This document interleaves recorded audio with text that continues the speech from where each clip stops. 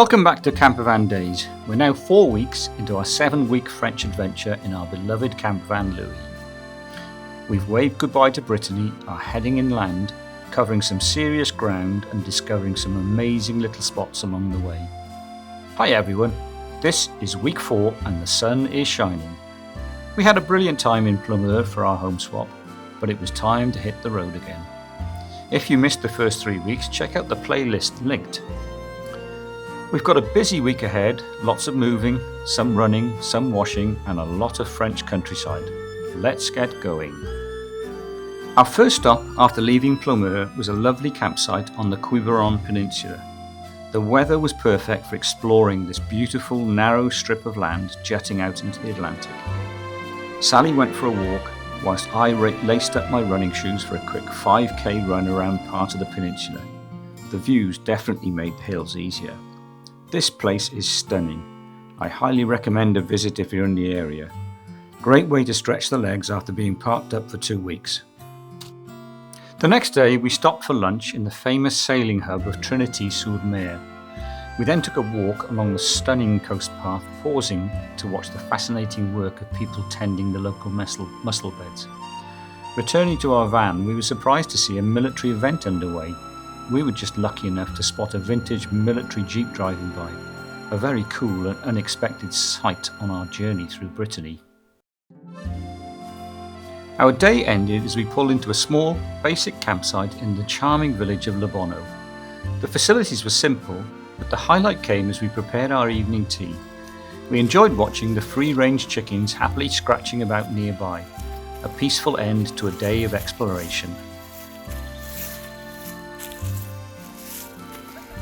We decided to stay another night in Bono, so we woke up the next day bright and early and headed along the estuary to the River Bono. The old suspension bridge here is iconic.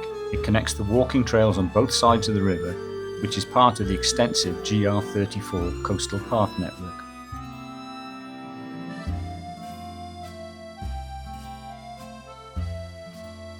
We found a perfect spot for a picnic, classic French style with some local cheese and French bread. The walking trails are beautiful, mixing woodland areas and coastal paths. As we worked further, we stumbled upon this fascinating site, a small boat graveyard in an inlet. The shipwrecks are slowly being reclaimed by nature, making for some dramatic scenery.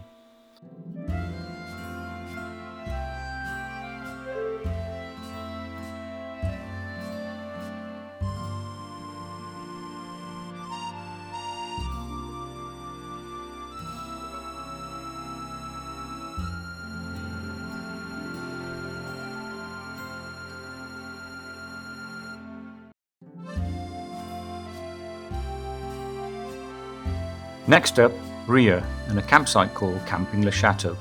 We travelled there on one of France's many straight roads. We stayed there for 2 nights because, let's face it, campervan life isn't always glamour. We needed to do some serious clothes washing.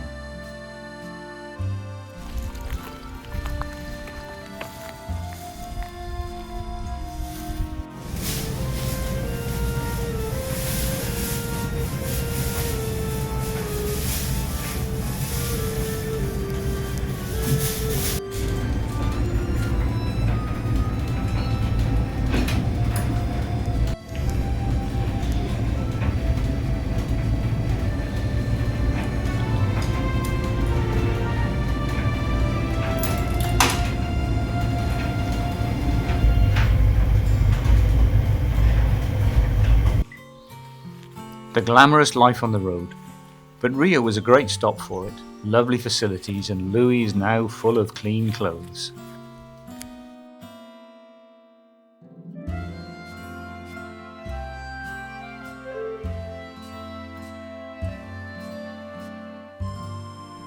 On our second day in Rieux, we went for a very pleasant walk along the river, and also went off to discover the chateau from where the campsite gets its name.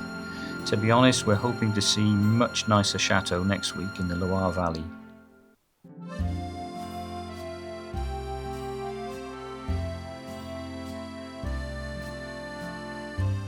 We've been using a mixture of campsites and airs this trip. and here is a designated stopover for motorhomes, often free or very cheap. And the next night we found this absolute beauty overlooking a lake. How good is this view? All for free. It's little spots like this that really make the campervan life so special. We just put the kettle on and watched the world go by.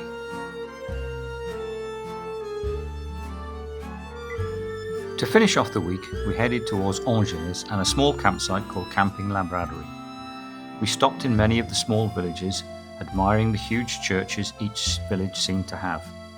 However, in Chateaubriand, roadworks and diversions sent us on some very strange routes, but eventually, once again, we found the open road.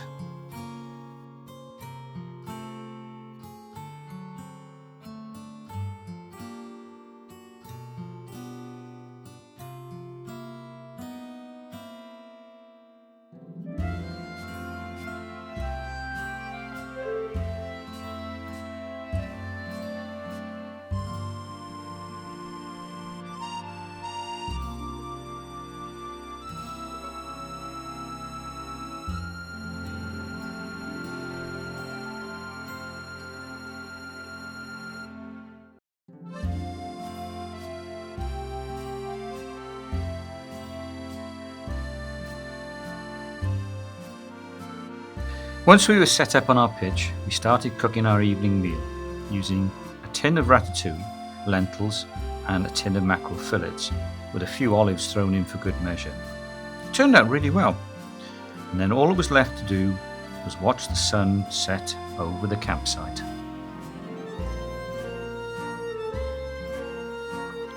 We drove away from Camping La Braderie the next morning to see if we could find somewhere to park.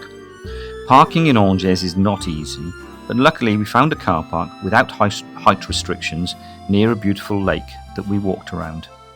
So we spent a nice few hours walking around it, watching the wildlife.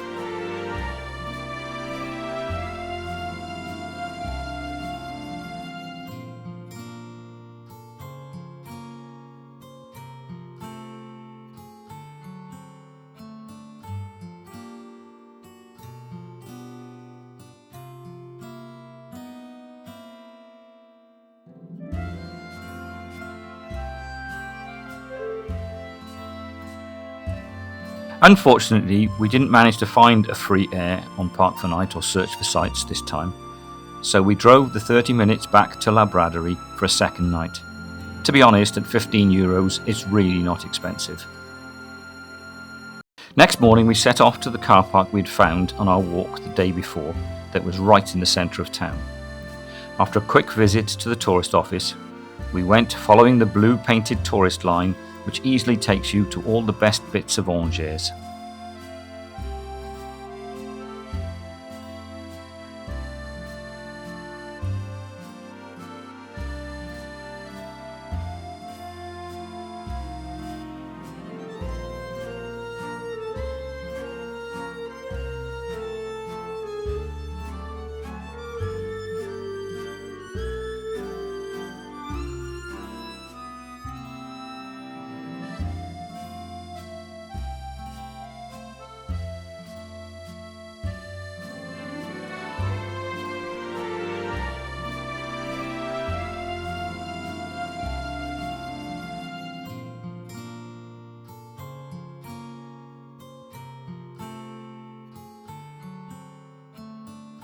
Angers and Camping La Braderie done, we set off back on the D roads eastwards towards our second home swap, which was to be in Montlouis-sur-Mer. But that'll be for the next video.